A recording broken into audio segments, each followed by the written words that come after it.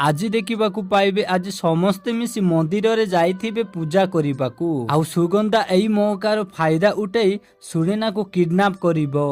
ହଁ ଦର୍ଶକ ବନ୍ଧୁ, ପଣ୍ଡିତ କହୁଥିବେ ହୋମ ପାଇଁ ସବୁ ପ୍ରସ୍ତୁତି ସରିଯାଇଛି, ଏବେ ସ୍ୱାମୀ ସ୍ତ୍ରୀ 2 ଜଣ ଆସି ସମ୍ମୁଖରେ ବସନ୍ତୁ। ପୁଣି କହିବେ ସୁଗନ୍ଧାକୁ, ମୁଁ ତମକୁ କହିଥିଲି ନା ହୋମରେ ବସିବା ପରେ ମୁଣ୍ଡରେ ଓଢ଼ଣା ଦେଇକି ଆସିବ, ହେଲେ ତମ ଓଢ଼ଣୀ କାହିଁ? ତାପରେ ସୁଗନ୍ଧା ପ୍ଲାନ୍ କରିଥିବ ଆଉ ଜାଣିଶୁଣି ଓଢ଼ଣୀକୁ କାରରେ ଛାଡ଼ିକି ଆସିଥିବ। ତାପରେ ଓଢ଼ଣୀ ଆଣିବାକୁ ଯାଉଥିବ ଆଉ ମୁଣ୍ଡ ବୁଲେଇଲା ପରେ ନାଟକ କରିବ। ଆଉ ସୁନେନାକୁ କହିବ, ସୁନେନା ଯଦି ଖରାପ ନ ଭାବିବ ତାହେଲେ ଗାଡ଼ିରୁ ଟିକେ ଓଢ଼ଣୀ ନେଇ ଆସିପାରିବ। ତାପରେ ସୁନେନା କହିବେ ତମେ ଏଠି ରୁହ, ମୁଁ ଯାଇକି ଓଢ଼ଣୀକୁ ନେଇ ଆସୁଛି। ଆଉ ଯାଇ ଦେଖିବେ ଗାଡ଼ିରେ ଓଢ଼ଣୀ ନଥିବ। କହୁଥିବ ଗାଡ଼ିରେ ତ କିଛି ନାହିଁ।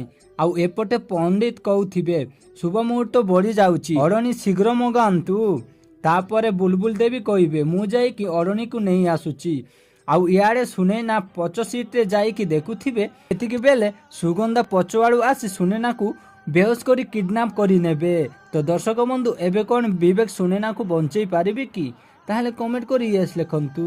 ତ ଆଜି ବୋଲି କିଛି ଜବରଦସ୍ତ ସିନ୍ ଦେଖିବାକୁ ପାଇବେ।